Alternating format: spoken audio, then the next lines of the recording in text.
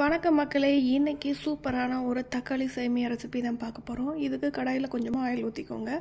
கடுகு நம்பர் போட்டு தாளிச்சிக்கலாம். கடுகு நல்லா பொரிஞ்சதும் நான் கட் பண்ணி வச்சுருக்கிற ஒரு பெரிய சைஸ் வெங்காயத்தை இதில் ஆட் பண்ணிக்கிறேன். அதையும் சேர்த்து நல்லா வதக்கிக்கோங்க. அப்புறமா இதுக்கு தேவையான கருவேப்பிலை இதில் ஆட் பண்ணிக்கலாம்.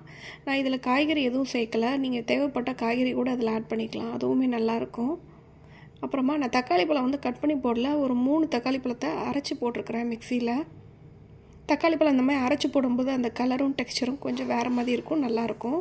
அப்புறமா இதுக்கு தேவையான மசாலான்னு பார்த்தீங்கன்னா மஞ்சள் தூள் கொஞ்சம் ஆட் பண்ணியிருக்கிறேன். இதுக்கு காரத்துக்கு சாம்பார் பொடி மட்டும் தாங்க ஆட் பண்ணணும். இந்த தக்காளி சேமியாவுக்கு சாம்பார் பொடி மட்டும் ஆட் பண்ணி செஞ்சு பாருங்கள், ரொம்பவே சூப்பராக இருக்கும். இப்போ அதுக்கு தேவையான அளவு உப்பு சேர்த்துக்கலாம். உப்பு சேர்த்து நல்லா வதக்கி விட்ருங்க. இப்போ இது பச்சை வடைலாம் நல்லா போய் நல்லா அந்த குழையிற தன்மைக்கு வந்துருச்சு பாருங்கள். இந்த மாதிரி வந்ததுக்கப்புறமா சேமியாவுக்கு தகுந்தாப்பில் தண்ணி ஊற்றிக்கலாம். நீங்கள் உதிரியாக வரணும்னு நினச்சிங்கன்னா 1 கப் சேமியாவுக்கு 2 கப் தண்ணி ஊற்றிக்கோங்க. கொஞ்சம் கொலைடாக இருக்கணும்னா கூட கொஞ்சம் சேர்த்துக்கலாம். இப்போ இதை நல்லா மிக்ஸ் பண்ணி விட்டுக்கோங்க. இந்த டைமில் நாக்கில் வச்சு பாருங்கள், உப்பு காரம் உங்களுக்கு ரெண்டுமே கொஞ்சம் தூக்கலாக இருக்கணும். என்கிட்ட ஆல்ரெடி வறுத்த சேமியா இருக்கிறது அப்படிங்கிறதுனால நான் அப்படியே ஆட் பண்ணிக்கிட்டேன். உங்களுக்கு சேமியா ஆர்டினரி சேமியா வறுக்காத சேமியா அப்படின்னா நீங்கள் லைட்டாக எண்ணெய் ஊற்றி நீங்கள் வறுத்துட்டு அதுக்கப்புறமா ஆட் பண்ணிக்கோங்க. இப்போ இதை கொஞ்ச நேரம் மூடி வச்சிடலாம். இந்த சேமியா ரெசிபிக்கு உங்களுக்கு சைடிஷ்னு எதுவுமே தேவைப்படாது. ஏன்னா இதுலேயே புளிப்பு காரம் எல்லாம் இருக்கிறதுனால இதுவே அப்படியே கூட நீங்கள் சாப்பிட்லாம்.